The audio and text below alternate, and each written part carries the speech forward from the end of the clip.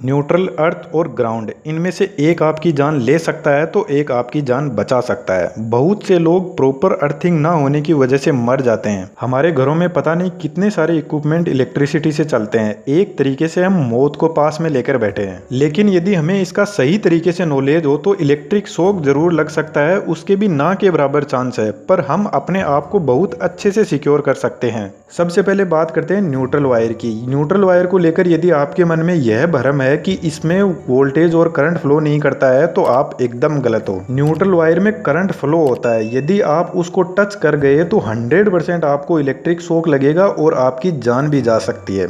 कैसे? यह electric socket है, इसमें 3 पिन है। यह जो नीचे के दोनों पिन है, इनमें एक में फेज वायर का कनेक्शन रहता है और दूसरे में न्यूट्रल वायर का कनेक्शन रहता है। अभी यह जो फेज है, इसके पास में 240 वोल्ट की सप्लाई है, पर यह अकेला काम नहीं कर सकता, इसलिए इसको जरूरत पड़ती है न्यूट्रल वायर की। तो जब हम कोई भी डिवाइस इस सॉकेट में लगाते हैं तो यह जो न्यूट्रल वायर है, यह इस फेज वायर को रिटर्न पाथ प्रोवाइड करवाता है, और जैसे ही हम कोई डिवाइस कनेक्ट कर देते हैं तो इस न्यूट्रल वायर में उतना ही करंट फ्लो होने लग जाता है जितना फेज वायर में फ्लो होता है। अब इस कंडीशन में आप न्यूट्रल को टच करो या फेज को टच करो, आपको इलेक्ट्रिक शॉक लगेगा ही लगेगा। अब यह बात तो हुई डिवाइस लगाने के बाद में, लेकिन आपके साथ में भी ऐसा हुआ होगा कि कोई डिवाइस कनेक्टेड नहीं है, फिर भी आपका हाथ इलेक्ट्रिक वायर के टच हो जाता है तो आपको जबरदस्त इलेक्ट्रिक शॉक लगेगा। उसके पीछे रीजन है हमारी जो अर्थ है वह है। अर्थ न्यूट्रल का काम करती है यदि आपके पास में सिर्फ एक फेज वायर है, और यदि आपको बल्ब जलाना है तो आप जमीन के अंदर एक छोटा गड्ढा खोदकर उसमें कोयला और नमक डालकर और थोड़ा पानी डालकर उसे न्यूट्रल बना सकते हो, आपका बल्ब जल जाएगा। तो जब हमारा हाथ फेज वायर के टच हो जाता है तो फेज वायर हमारी बॉडी के थ्रू अर्थ से कांटेक्ट करके अपना सर्किट पूरा करता है और हमें जबरदस्त इलेक्ट्रिक शॉक लगता है। लेकिन कुछ लोग ऐसे भी हैं जो इलेक्ट्रिसिटी रहते हुए भी वायर के कनेक्शन कर देते हैं और उनको इलेक्ट्रिक शॉक भी नहीं लगता है। उसके लिए मैंने एक सेपरेट वीडियो बना दिया है, यह वाला वीडियो आप देख सकते हो। अब यहीं से कंसेप्ट निकलता है अर्थ वायर का। इसी सॉकेट के अंदर यह जो ऊपर की पिन है, जिसको आप यदि पीछे की तरफ से खोलकर देखोगे तो इस नीचे वाले वायर में तो कनेक्शन मिल जाएगा, लेकिन ऊपर यह जो बड़ी वाली पिन है, इसको बहुत ही लोग कम काम में लेते हैं। ज्यादातर लोगों को पता ही नहीं है कि इसका मतलब क्या है,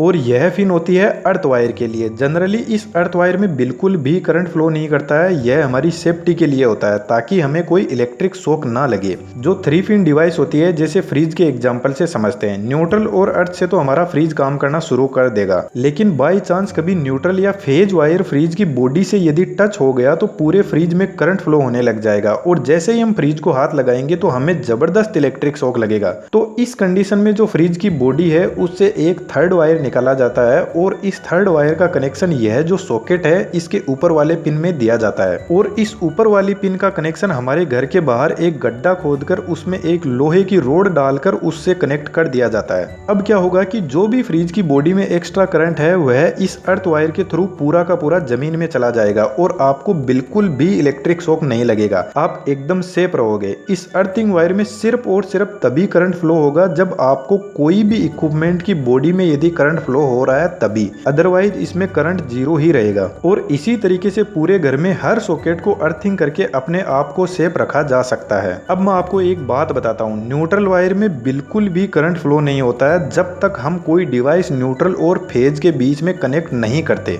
वोल्टेज और करंट सिर्फ और सिर्फ फेज वायर के पास में होता है। यह तो फेज वायर को सिर्फ और सिर्फ रिटर्न पाथ प्रोवाइड करवाता है सर्किट को पूरा करने के लिए, लेकिन जब सर्किट पूरा नहीं होता है तब भी इस न्यूट्रल वायर में करंट फ्लो हो सकता है। 100% श्योर नहीं है कि इसमें करंट फ्लो नहीं होगा, क्योंकि न्यूट्रल वायर 3 फेज कनेक्शन में 3 फेज को बैलेंस भी करता है। इस चीज को ग्राउंड वायर के कंसेप्ट से समझते हैं थोड़ा। ग्राउंड और अर्थ वैसे दोनों में कोई ज्यादा डिफरेंस नहीं है। जब हम अर्थ वायर को जमीन में गाड़ देते हैं तो उसको बोल देते हैं कि हमने ग्राउंड कर दिया, लेकिन एक केस में यह थोड़ा डिफरेंट होता है। हमारा जो ट्रांसफॉर्मर होता है उसमें जो न्यूट्रल वायर होता है उसको ग्राउंड किया जाता है। इसमें आपको कंफ्यूज नहीं होना है, थोड़ा सा मैं आसान भाषा में समझाता हूँ। जैसे ये ट्रांसफॉर्मर है, इसकी बॉडी से एक वायर टच किया और जमीन में गड्ढा खोदकर गाड़ दिया, तो यह तो हो गया अर्थ वायर। सेम हमारे घर वाला जैसा कंसेप्ट हो गया यहाँ पर तो। लेकिन इस ट्रांसफॉर्मर की यह जो हाई वोल्टेज साइड है, इसको आप देखोगे कि यह 3 ही वायर है और यदि लो वोल्टेज साइड में देखोगे तो इसमें आपको 4 वायर दिखाई देंगे, जिसमें से 3 तो फेज है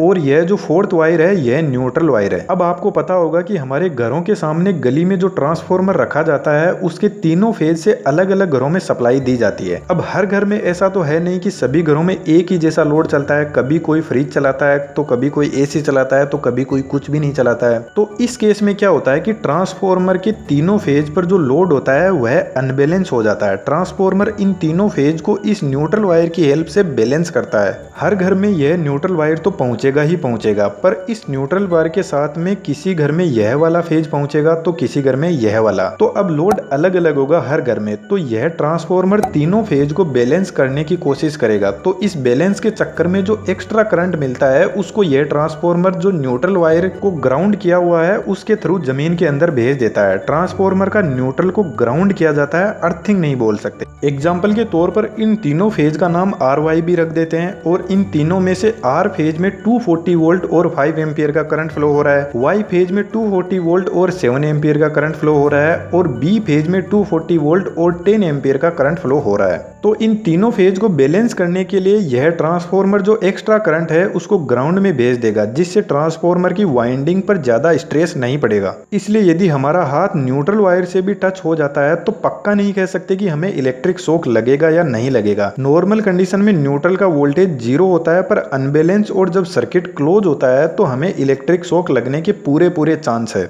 जो बड़ी बड़ी ट्रांसमिशन लाइन होती है उनके ऊपर भी एक वायर होता है, उनमें भी जनरली कोई करंट फ्लो नहीं होता है, वह अर्थ वायर होता है जिसको ग्राउंड किया जाता है और उस वायर का मेन काम जो आसमान वाली बिजली गिरती है उसको ग्राउंड करना होता है। अब आपको यह जानना है कि यह न्यूट्रल वायर आया कहां से इस ट्रांसफार्मर में। उसके पीछे स्टार डेल्टा कनेक्शन है और इन स्टार डेल्टा कनेक्शन को क्यों यूज में लिया जाता है, जो 3 फेज मोटर होती है उनमें या फिर ट्रांसफार्मर में या हमारे घरों में सप्लाई देने में इनका कितना बड़ा रोल है, उस पर यदि आपको जानना है तो कमेंट में आप जरूर बताना। इसके अलावा यदि आपको कोई कंफ्यूजन है तो कमेंट में पूछ सकते हो और मैं आपको सजेस्ट करूंगा कि चैनल पर विजिट करो और ऐसे ही इंटरेस्टिंग वीडियोस को एंजॉय करो। Thank you.